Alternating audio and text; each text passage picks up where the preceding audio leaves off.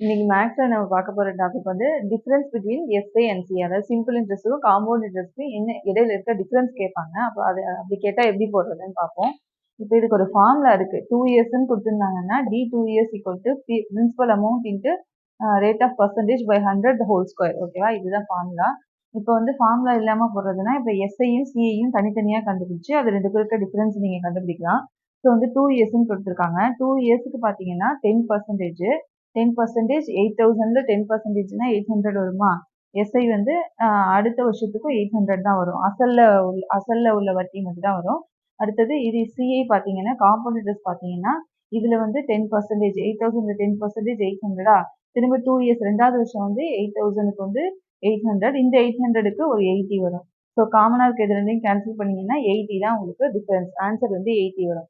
இப்போ இப்படி போடாம ஃபார்முலாவை யூஸ் பண்ணி இந்த ஃபார்முலாவை யூஸ் பண்ணி போட்டீங்கன்னா எப்படி வரும்? T equal to principal amount வந்து உங்களுக்கு 8,000. ஓகேவா, ஆர் வந்து 10% பை 100 த ஹோல் ஸ்கொயர். இதை கேன்சல் பண்ணீங்கன்னா 8,000 1 பை 100 வரும். 10 ஸ்கொயர் வந்து 100. ஸோ இதையும் கேன்சல் பண்ணீங்கன்னா ₹80 தான் உங்களுக்கு வந்து ஆன்சர். நெக்ஸ்ட் சம் பாருங்க. இதுலயும் டிஃபரன்ஸ் தான் கேட்டிருக்காங்க. Difference between SI and CI for a sum of ₹6,400 at 6/1/4 per annum in 2 years கொடுத்துருக்காங்க. 2 years கொடுத்துட்டாலே நமக்கு இதான் பண்ணலாம். D 2 years equal to principal amount into R by 100 the whole square. இதில் அப்படியே சப்ஸ்டியூட் பண்ணுங்க.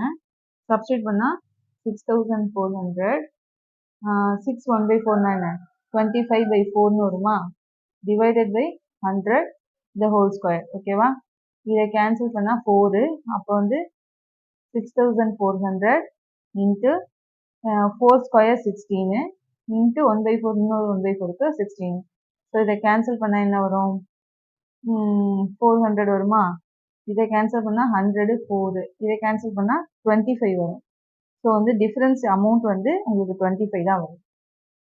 நெக்ஸ்ட் சம் பாருங்க. இதுல இந்த difference between CI and SI for 2 years on a sum of money lended at 5% per annum is ₹5. Find the sum of money lended கொடுத்துருக்காங்க.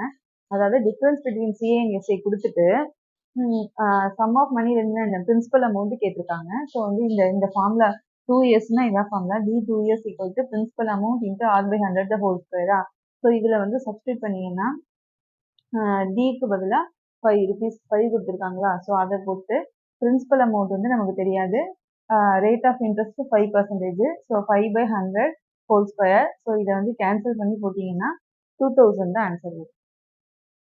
இதில் வந்து என்ன கேட்டிருக்காங்கன்னா find the difference between SI and CA on ₹700 at the rate of interest 10% for 3 இயர்ஸ்ன்னு கேட்டிருக்காங்க.